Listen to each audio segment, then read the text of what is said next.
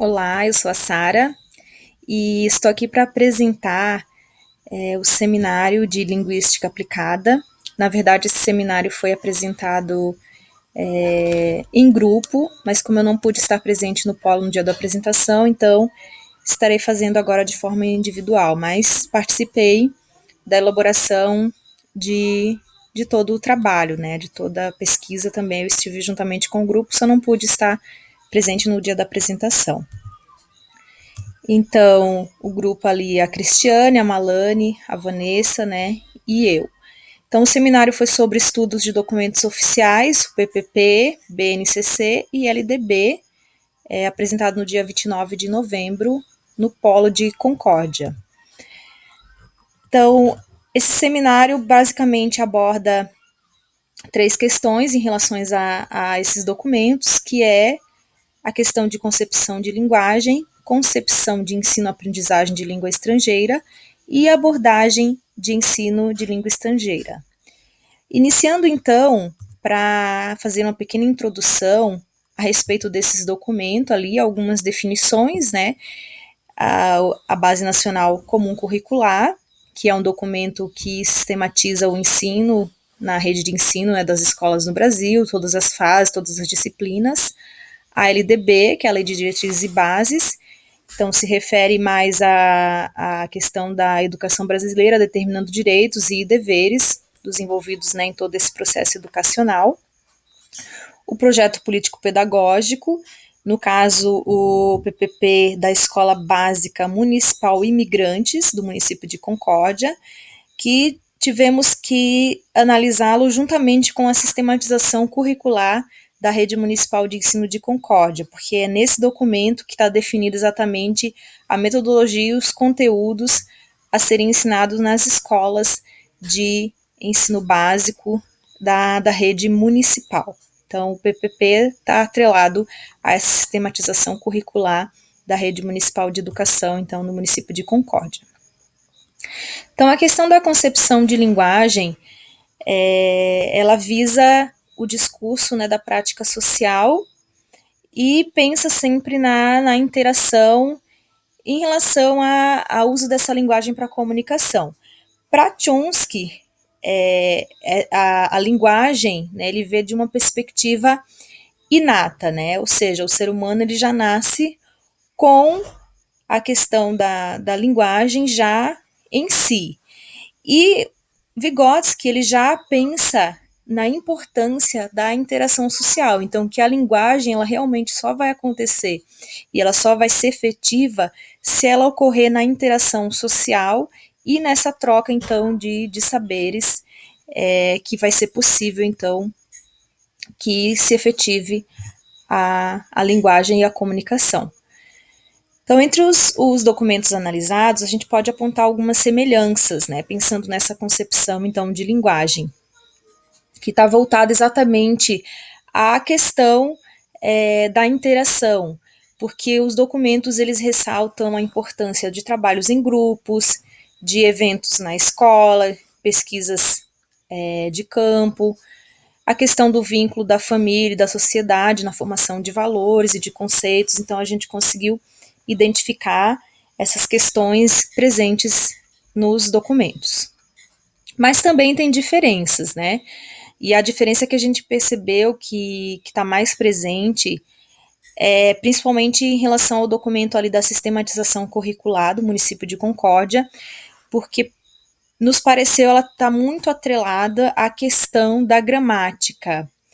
Então, se a gente comparar com o BNCC, então, a BNCC, a gente vê que não é isso que é priorizado no BNCC. Então, a sistematização curricular apresenta, de certa forma, né, um pouco essa diferença entre o que os outros documentos ali, voltado mais para a questão mesmo gramatical no ensino das diferentes fases da escolarização. Indo agora, então, para a questão da concepção de ensino-aprendizagem da língua estrangeira, o ensino e aprendizagem, ele refere-se à maneira de ensinar e a capacidade, então, que se terá de aprender. Então, é a forma como nós aprendemos uma língua e isso pode, aí, tem interferência de vários fatores nesse processo, né? A questão da própria metodologia que vai ser empregada, né? De que forma que vai ser, de que forma que os aprendizes vão receber. E a gente percebeu entre as semelhanças ali a questão dos documentos ressaltarem a adaptação do aluno, né? Por exemplo, com relação à língua estrangeira.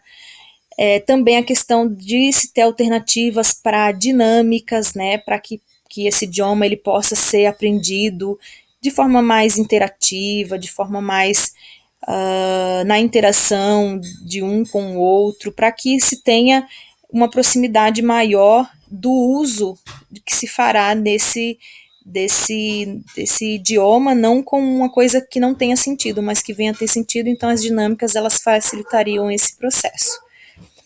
As diferenças, então, alguns documentos abordam a questão da insegurança e do medo, né, no caso dos alunos participarem das aulas, a questão da insistência nos resultados, ou por exemplo, que tem que ser aos poucos, porque o aluno ele vai passar por um processo lento para a aprendizagem de uma nova língua.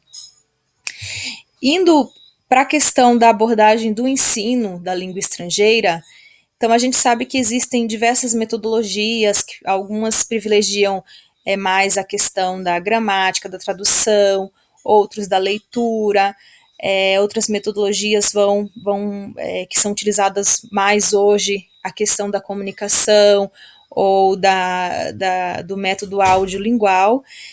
E é uma metodologia, então, que vai ser proposta, né, para que o aluno ele possa, de maneira prática, vir a ter contato com a língua.